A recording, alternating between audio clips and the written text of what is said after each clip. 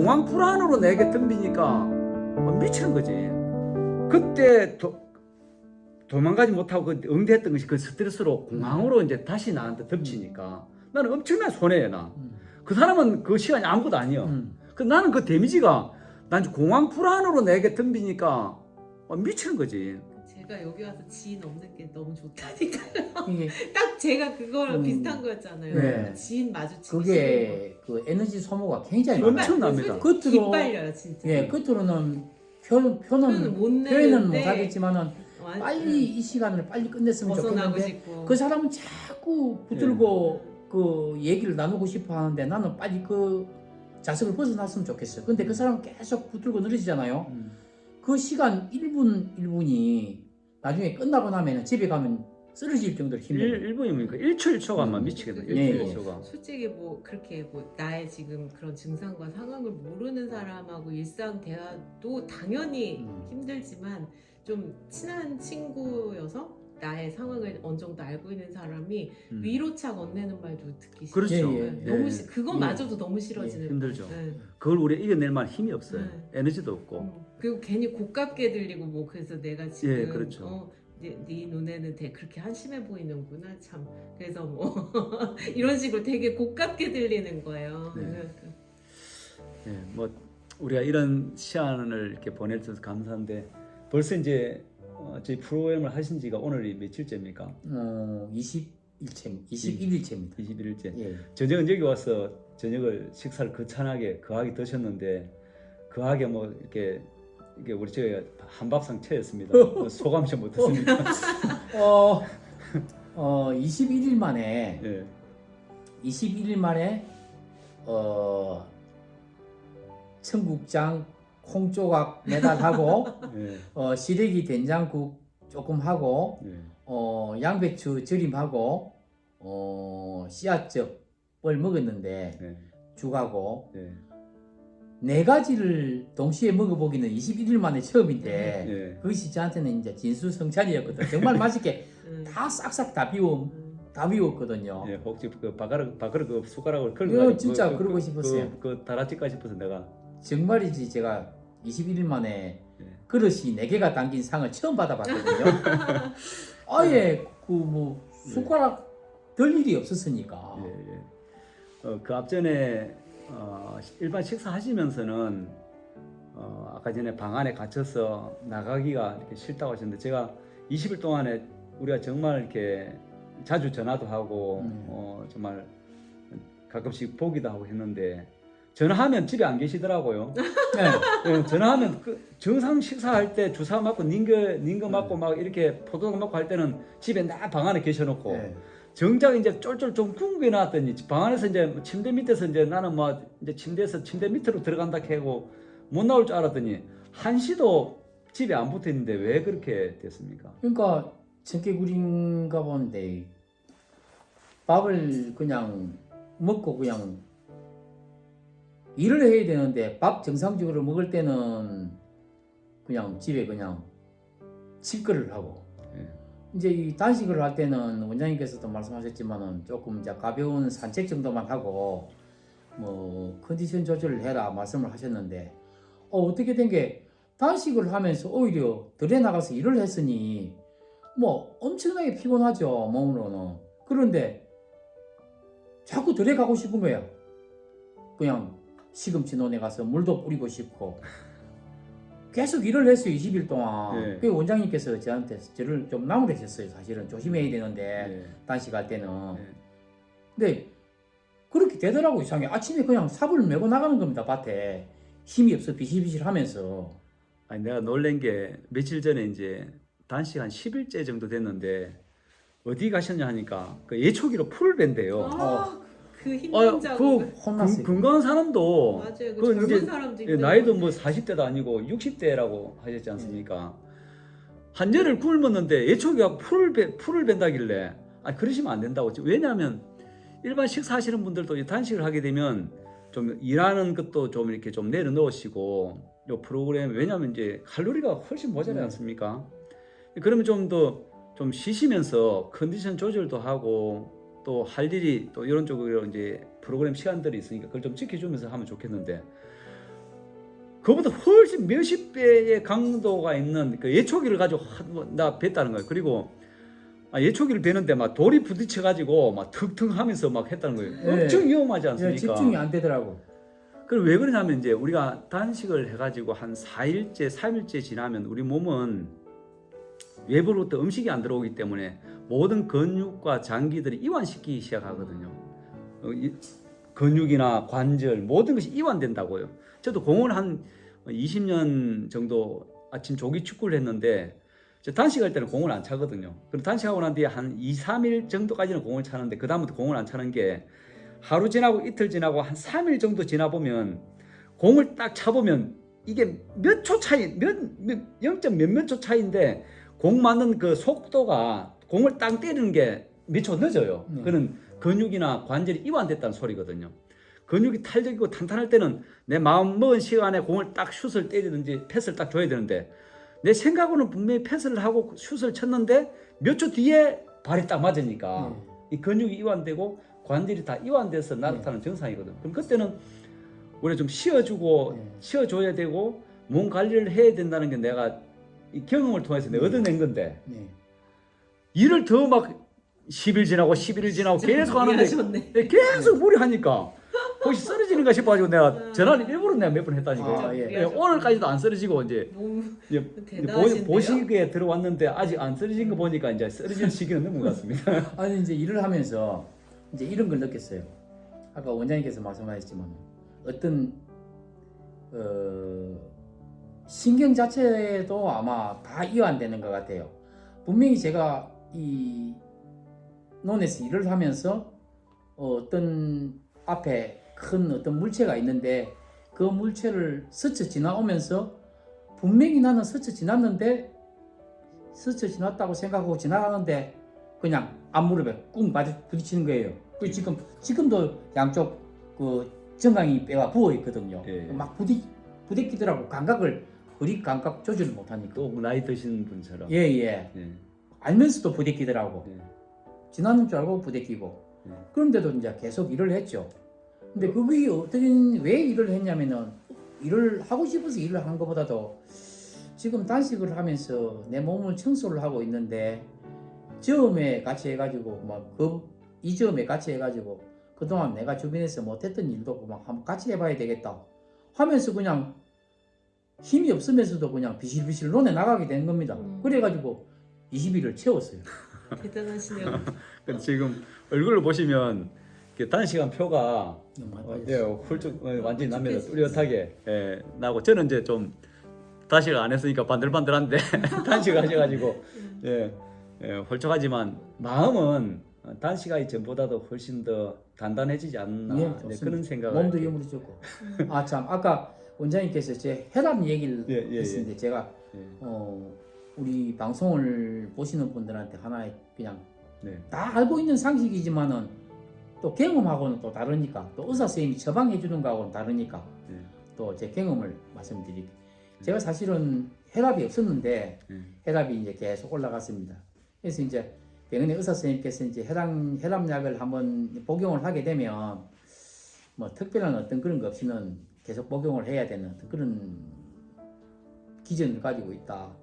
그런 말씀하시더라고요. 그래서 제가 이제 혈압약을 복용을 안 했었는데 제가 이제 우울증이 있다 보니까 이제 하루 종일 집에 있고 하니까 혈압이 계속 그냥 그 상태로서 고혈압 상태를 유지를 하고 안 움직이니까 운동을 안 하니까 특별한 어떤 개선이 안 돼.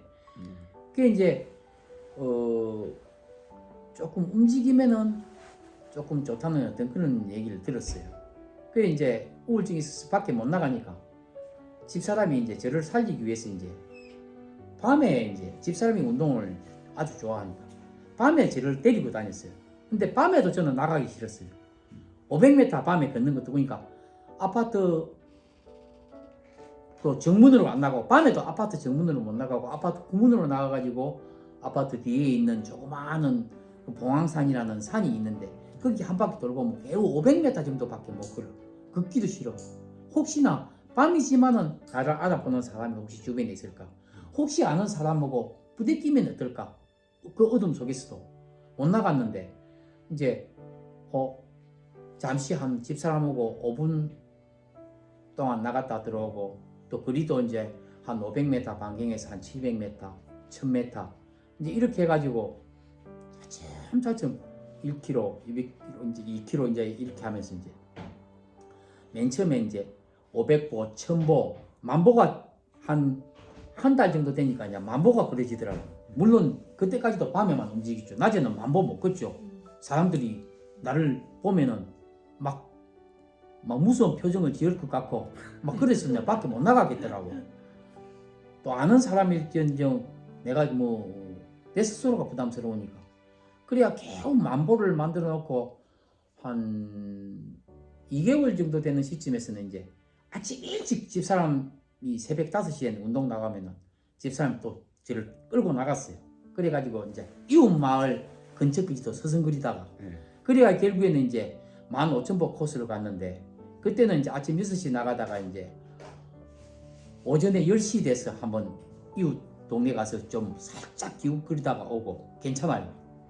그러니까 그 다음부터는 이웃 동네 은주리만 기웃거리다가 왔는데 이제는 이제 제가 담력이 크지나 봐. 그 마을 안에까지 들어가는 거야.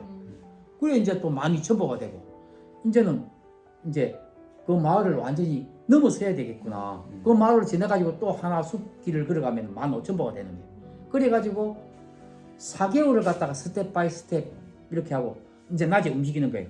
오후 딱 3시 돼서 산에 걷기를 가면 오후 이제 5시 반 되면 집에 들어오거든요. 17,000보가 돼요.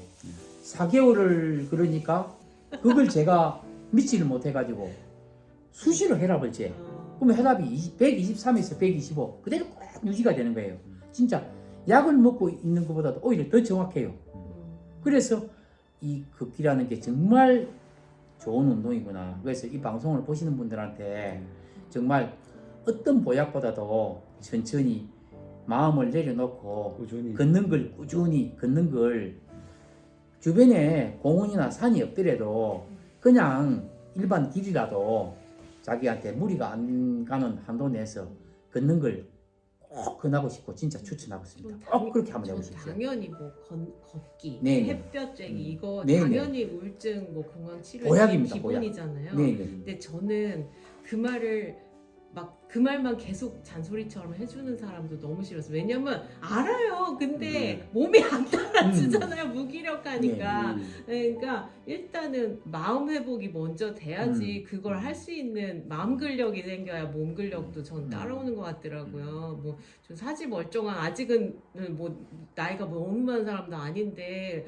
완전 거의 노인네처럼 거의 침대랑 한 몸 돼서 살고 있었잖아요. 근데 여기 와서 제가 막 운동을 적게 하지 않고 막 맨발 걷기나 뭐 그런 뭐 산책이나 그런 거 한 번도 안 거르고 이제 FM대로 할 수 있는 힘도 일단 마음이 회복된 다음에 몸이 따라줬거든요. 그러니까 일단 저는 그런 좀 이렇게 좀 마음을 먼저 내려놓고 주변에 나를 그렇게 좀 계속 자극했던 상황에서 잠깐 단절을 하고 마음 회복을 좀 편안해진 상태에서 이렇게 걷기, 특히 맨발 걷기랑 그 햇볕 쬐기 뭐 이런 거, 그다음에 좀 거기서 더 안 되면 이제 상담 병원 치료 이런 거 병행을 하시는데 이제 제일 저는 좀 우울증 공황 있는 분들의 가족이나 지인들께서 좀 조심해 주셔야 할 거는 막 좀 게으르고 한심하게 보는 잔소리를 한다거나 너무 뻔한 뭐 힘내, 뭐 너보다 더 힘든 사람도 많아, 뭐 아니면 우울증에는 햇볕 쬐기 걷기가 최고인데 이렇게 누워만 있으면 어떡하냐, 막 이런 좀 한 거는 좀 지양해 주시고 그냥 좀 있는 그대로 좀 이해를 해주시고 좀 일단은 내비두면서 조금 좀 그래 주시는 좀 힘들 지켜보는 것도 상당히 고통이시겠지만 제일 힘든 건 당사자니까 좀 그런 것도 좀 알아주셨으면 좋겠어요. 이거는 차라리 어디 뭐 팔이 부러지거나 뭐 어디가 뭐 엑스레이나 뭐 초음파로 촬영되는 질병이면은 이해도 받고 뭐가 줄어들고 그런 게 눈에 보이기라도 하지만 이거는 자기도 모르는 거예요. 내가 지금 어느 정도인지도 눈에 보이지도 않고 그 컨디션이나 주변 상황에 따라서 이게 막 이렇게 막 수시로 상태가 왔다 갔다 하니까 좀 그 너무 뻔한 조언이나 잔소리는 좀 지양해 주시는 걸 좀 부탁드리고 그리고 또 좀 그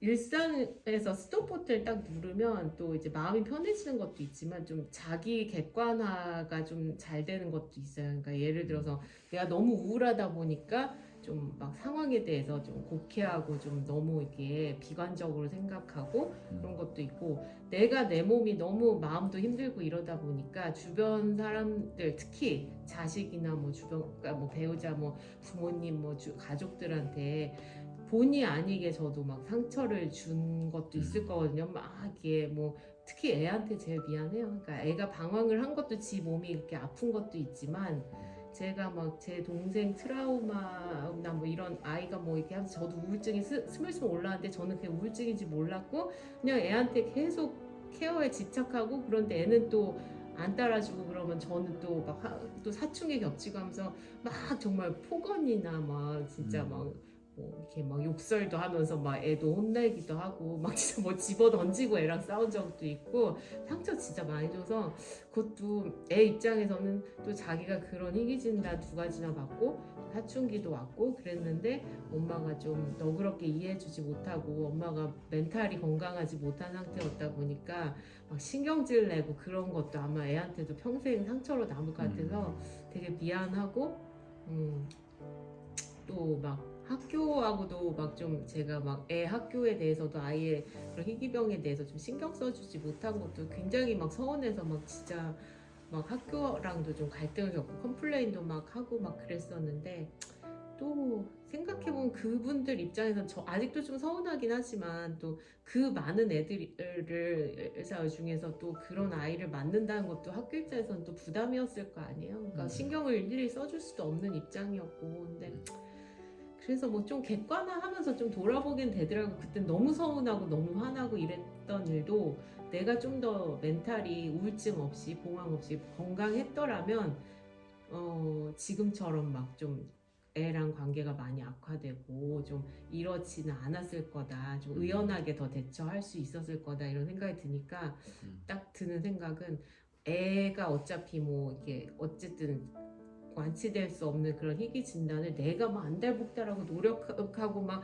그러면서 힘들어하는 모습을 보여주고 이러는 게 좋은 엄마가 아니고 그냥 내가 건강하게 잘 사는 거를 보여주는 거가 제일 좋은 것 같아요. 그러니까 제가 이렇게 좀 회복돼서 옛날하고는 좀 다르게 좀 이렇게 좀 그런 모습을 보여주는 거가 좀 좋은 엄마지 막 제가 노력한다고 해결할 수 없는 거에 집착하고 또 뭐 제가 뭐 엄마가 막 열성을 부린다고 지가 공부 안 하면 끝인데 막 엄마 뭐 이제는 지가 해야지 뭐 공부도 제가 뭐 하라 잔소리한다 되는 것도 아니고 그것도 네가 안 해서 뭐 좋은 대학 못 가면 그 역시 네가 선택한 너의 몫이고 그냥 저는 그냥 건강하게 오래 살 수 있는 엄마로 옆에 있어주고 애가 힘든 일 있을 때 좀 기댈 수 있는 좀 멘탈이 좀 강한 엄마 또 체력도 강한 엄마로 좀 남아주는 게 애한테 해줄 수 있는 최고의 엄마가 아닐까 이 생각으로 이제 막 정리가 되는 거예요. 뭐 애 공부 뭐 입시 결과 이런 건 좀 많이 내려놓고 맞아요.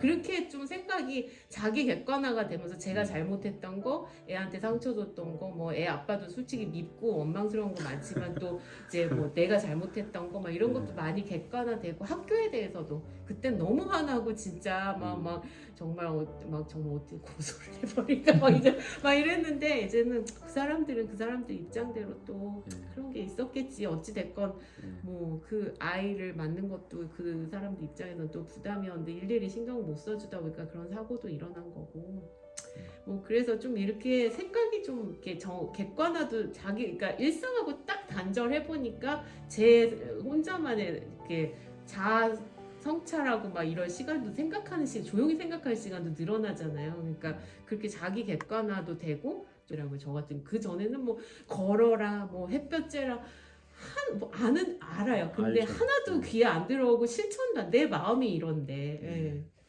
말씀을 너무 잘하시네. 네. 우울증 네. 환자 맞습니까? 그리고 아, 오늘 원래는 이랬는데 그렇게 무기력하니까 얼마나 엄마가 보기엔 어이가 없었겠어요. 그 지금 그러면은 선생님 그러면은 네. 이제 원래에 많이 이제 돌아가셨네. 그쵸. 근데 아까도 말씀드렸겠지만 이제 자극하는 요소가 다시 왔을 이제 때 이겨내야 이겨내는 거가 네. 이제 관건인데 남해를 생각하면서 이겨내야 아 맞아요. 그러니까 여기 그 바다랑 산책로랑 뭐 산들이랑 진짜 못 잊을 것 같아요. 다음에 오실 때는 네. 재발을 해가지고 다음에 그러면 안 오시는 되죠. 게 아니고 그러면 안 되죠. 다음에 오실 때는 가족들 네, 손잡고 네, 남해 네. 이제 아예 놀러 가족들, 오세요. 부모님까지는 오케이인데 뭐 저희 집 남자랑 저희 아이는 좀 떼놓고 와야 제가 쉬어요. 이 좋은 곳을 한번 보여줘요. 아 여긴 저만의 아지트.